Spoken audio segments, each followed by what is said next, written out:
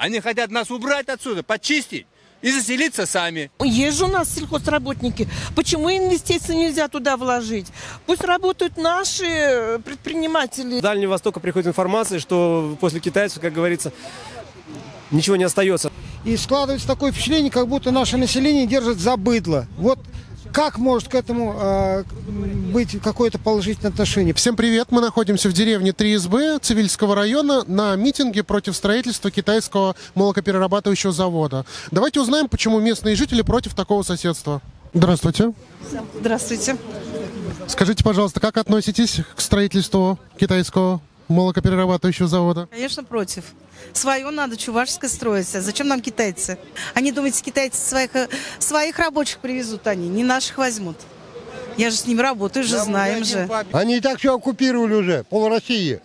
Саратовская, Волгоградская область, это Самарская. Фермер один выступал в Самарской области. Вот так палка пошвырял, удобрение лежит. Вот им, говорит, отдали другой участок. А это, говорит, тут сейчас теперь 20 лет расти ничего не будет. Против. Против завода? Да, против. А почему? Потому что где китайцы по телевизору показывают, там потом ничего не растет. Ничего не будет. Все? Вы опасаетесь, что вред экологии будет нанесен? Да. Почему же государство не может поддержать людей? Хорошо, у китайцев есть деньги, пускай они говорят, мы инвестируем. А кто гарантирует, что они экологию будут соблюдать, нормы экологии? Кто гарантирует, что у них продукция будет экологически чистая? Никто этой гарантии не может дать. Разве китайцам чужой дядя пришел? Разве выгодно, чтобы мои дети росли на этой земле? Нет, конечно. Они хотят нас убрать отсюда, почистить и заселиться сами. Потому что у них территория мала, а народу много. Вот и все. Их политика ясна любому дураку, я думаю так. Дают государственные гранты на развитие фермерского хозяйства. Где эти гранты? Эти гранты все в карманах у чиновников. Между своими родственникам все распределено. Сыновья, зятья, сватья. Слушайте, а что за листовки вот вы раздаете? Это вот на митинг за повышение уровня жизни населения республики. Против продажи родной земли китайцам. Я к строительству отношусь положительно. Главное, строить его из горючих материалов, чтобы лучше горел.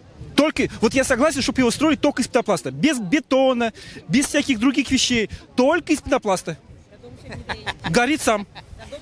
Идеально! Я категорически против. Я сама местная жительница именно этой деревни. Родилась и выросла здесь. Я против. Мне охота, чтобы мои дети здесь жили спокойно и свободно. Мы сейчас в Самарской области побывали, к родственникам ездили. И знаете, там и гектарами земли пустует уже черные-черные, даже сорняк не растет. Это до такой степени они истощили. Мы все против того, чтобы наши земли загаживались, потому что это все скажется на нашем здоровье, на здоровье наших детей, на здоровье наших внуков. Есть же у нас сельхозработники. Почему инвестиции нельзя туда вложить?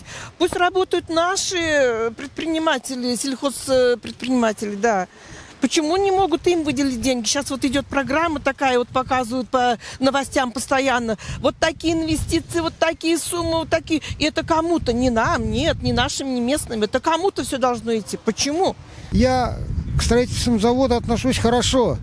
Но, в частности, вот о том случае, о котором идет речь, я отношусь прежде всего отрицательно к той процедуре, которая выбрана для того, чтобы этот проект осуществить. Она абсолютно бесчеловечна, она не учитывает мнение населения, и складывается такое впечатление, как будто наше население держит за быдло. Вот как может к этому быть какое-то положительное отношение? Поэтому у меня, как у депутата Госсовета, вот есть какие-то силы, я буду этому противодействовать.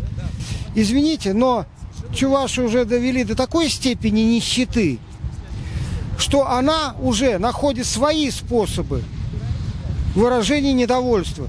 То есть это кажется только, что там против китайского инвестора и так далее, а по большому счету это против нищеты и против отношения властей к людям. Но здесь больше, наверное, правильно будет сказать, я умею анализировать и учитываю мнение жителей. То есть подавляющее большинство людей, люди земные, они прекрасно знают, что это может случиться, учитывая ту информацию, которую они получают с интернета, из уст в уста, от сердца к сердцу. С Дальнего Востока приходит информация, что после китайцев, как говорится, ничего не остается. Но самая главная проблема, я считаю, не в китайцах. Они молодцы. Проблема в тех людях, которые идут навстречу им, не учитывая мнение людей, отдают нашу родную землю. Это наша власть сегодня действующая республиканская. Ну что ж, позиция жителей ясна, они не хотят такого соседства. Поддержите их, распространите данное видео в своих социальных сетях, ведь публичность – наша главная сила. С вами был Василий Керимов, подписывайтесь на наш канал, здесь говорят правду.